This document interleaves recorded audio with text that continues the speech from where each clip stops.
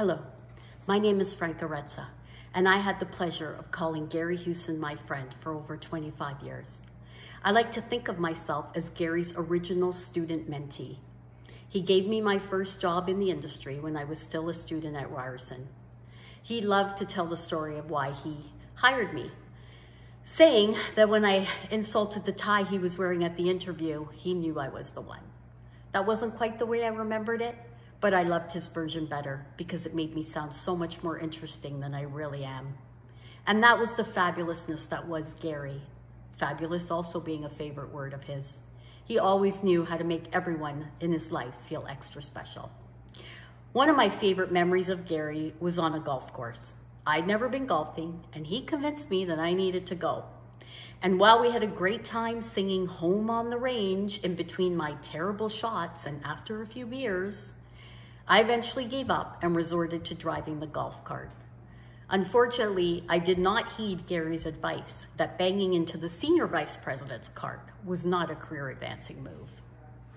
As a Ryerson alum himself, Gary was passionate about coaching and mentoring, which is why I know he is so appreciative of having this scholarship in his name. Long after we no longer worked together, Gary was the person I called when I wanted career advice. Gary, we miss you. We love you. We raise our glasses of wine to you, and don't forget the extra ice. Cheers. Hello. For those of you who don't know me, my name is Victoria Horobin. I'm sorry that I'm not able to join you all this evening in person, but unfortunately I am out of town. When Sharon called and told me that the Gary Hewson Scholarship was being renewed post-COVID, I was so very happy.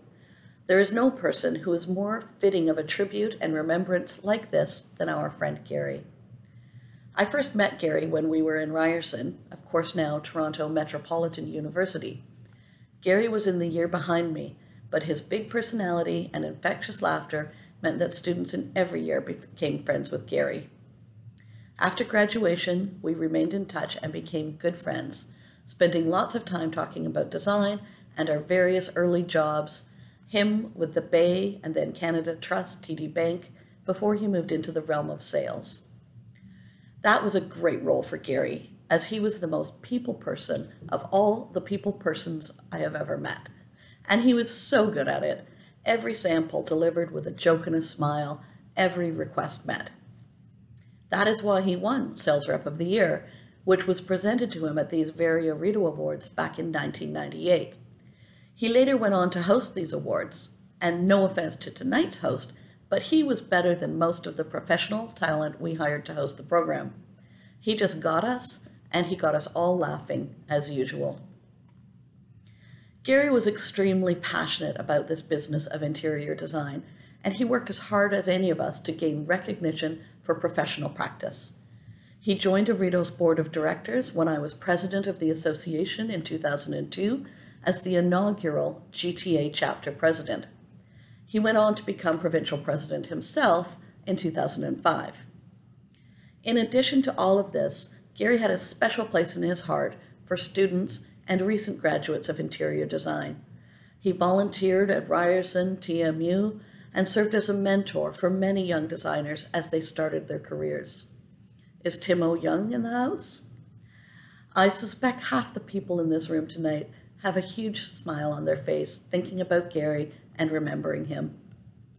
I could go on and talk about Gary's social side, his infamous housewarming party, and of course the many Christmas parties he hosted, but I guess I don't have all night.